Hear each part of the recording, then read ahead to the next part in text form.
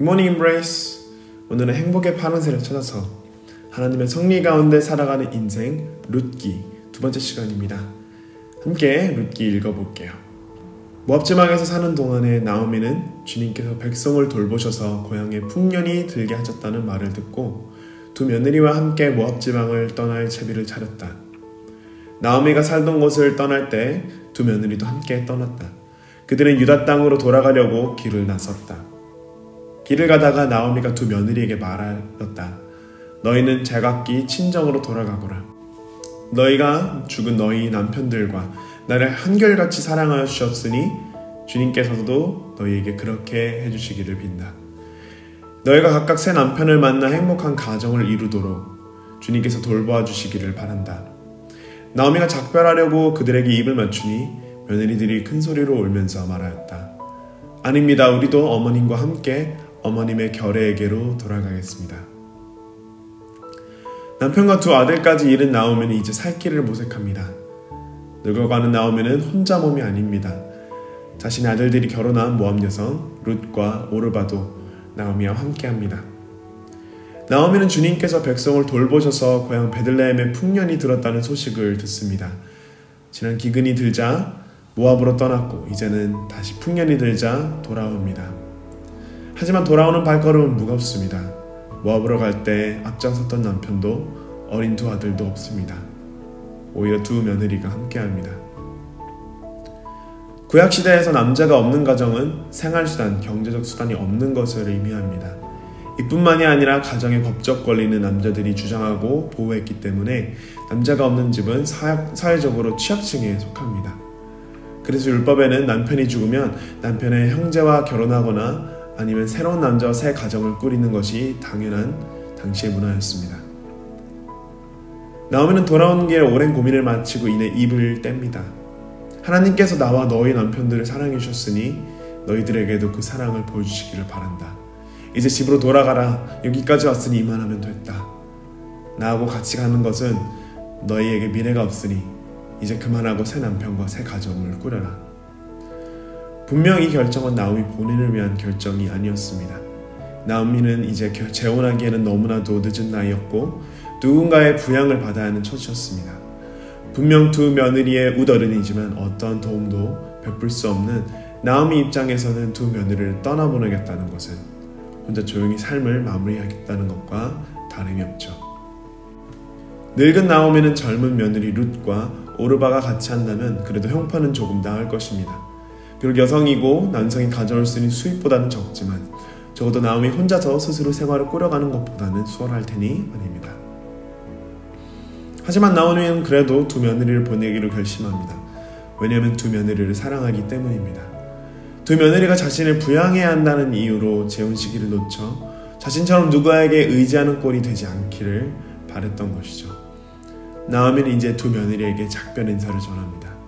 하지만 두 며느리는 둘 다 나오미와 함께 하겠다고 대답합니다. 어머님의 결례, 즉 이스라엘 백성에게로 함께 돌아가겠다고 말합니다. 돌아오는 나오미, 룻 그리고 오르바에게는 마음이 무겁습니다. 베들레헴 땅에는 풍년이 이르렀지만 그들이 살면 여전히 역경과 고난이 선했기 때문이에요. 이처럼 베들레헴과 새 여인의 마음은 대조를 이룹니다.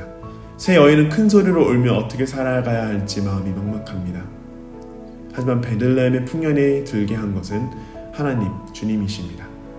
때때로 우리는 나오미처럼 풍년과 안정을 찾아서 베들레헴에서 모압으로, 모압에서 베들레헴으로 우리의 마음이 왔다 갔다 파도처럼 떠밀리곤 합니다. 분명 풍년과 안정을 찾아 떠났지만 되려 돌아오는 발걸음은 무겁고 한숨은 깊어집니다. 무엇이 빠진 걸까요? 오늘 말씀의 6절, 주님께서 백성을 돌보셔서 고향에 풍년이 들게 하셨다는 말씀의 영어 표현을 살펴볼게요. The Lord had visited His people and given them food. The Lord had visited. 하나님께서 다녀간 것이죠. 하나님께서 다녀가신 곳에는 풍년이 있습니다. 이곳은 어떤 풍년일까요? 오늘 룻기에서는 분명 평화, 경제적 풍요를 의미하기도 하지만 같은 표현이 쓰여진 출애굽기 4장 31절을 확인해보면 더 깊은 의미를 볼 수 있게 됩니다. 출애굽기 4장 31절입니다. 백성이 그들을 믿었다. 그들은 주님께서 이스라엘 자손을 굽어 살피시고 그들이 고통받는 것을 보셨다는 말을 듣고 엎드려 주님께 경배하였다. 하나님께서 이스라엘 자손을 굽어 살피신 것입니다. The Lord had visited. 즉 사사시대에 하나님의 왕이 아닌 자신을 왕으로 여기며 자신의 소견대로 행하는 이스라엘의 고통을 보고 굽어 살피신 것입니다. 곧 베들레헴에 하나님의 자비가 임했습니다. 하나님이 베들레헴을 회복시키시는 것입니다. 사사시대에는 죄악, 억압, 회개, 구원, 평화라는 5가지의 단계가 계속해서 순환하는 것을 볼 수 있습니다. 그리고 이 베들레헴에는 회개, 구원, 그리고 평화가 임해서 하나님을 찾는 회복의 땅이 되어지는 것입니다. 우리는 종종 하나님께서 행하시는 축복을 보지 못할 때가 있습니다. 우리를 고통스럽게 하지만 회개를 부르는 고난 뒤에는 우리를 구하신 하나님의 전능하심과 평화를 보게 됩니다. 나오미는 하나님의 전능하심과 평화를 본 것일까요? 오늘 본문은 우리에게 그것을 분명하게 말해주고 있지는 않습니다. 하지만 분명한 것은 하나님께서 다녀가신 곳, visited 한 곳에는 하나님의 풍년이 평화가 있습니다. 이곳을 다녀가신 평화의 왕 예수 그리스도 안에 하나님의 풍년과 평화가 있습니다. 눈에 보이는 경제적 풍족함을 넘어 하나님과의 갈라진 우리 사이를 회복하신 예수 그리스도의 사랑을 기억합시다. 하나님의 다녀간 우리의 마음에는 예수 그리스도라는 평화가 있습니다. 적용 질문입니다. 여러분은 어떠한 어려움 때문에 하나님이 부르신 베들레헴의 자리를 떠나셨나요? 그리고 돌아오셨다면 무엇이 여러분을 그 자리로 돌아오게 하셨나요? 여러분이 책임져야 할 사람들이 있나요?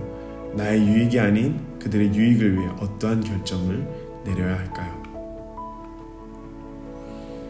하나님이 다녀가신 우리의 마음에는 예수 그리스도라는 평화가 있습니다. 여러분은 하나님 안에서 평화를 누리고 계신가요? 이 평화를 함께 누릴 친구와 성도가 있으신가요? 함께 기도하겠습니다. 우리 함께 하시는 주님 감사합니다. 주님은 우리의 생수이시고 생명 되심을 알면서도 우리는 눈에 보이는 안정을 위해서 하나님께서 부르신 베들레헴을 떠납니다. 그리고 알량하게도 나오미처럼 내 필요에 맞춰 하나님을 선택하는 듯 합니다. 하지만 이 베들레헴으로 다시 불러주신 은혜에 감사하며 주님이 돌보시는 우리의 삶이 예수님으로 가득 차기를 소망합니다. 하나님이 다녀가신 우리의 삶에 예수님이 드러나기를 소망합니다. 성령님, 우리의 말과 미소와 마음이 평화를 전하는 소방수가 될 수 있도록 도와주세요. 예수님의 이름으로 기도합니다. 아멘. 여러분 계속해서 우리 함께 15분 함께 기도했으면 좋겠습니다. 여러분의 가정과 교회와 그리고 그리스도인들 이 세계를 위해서 함께 기도해 주세요.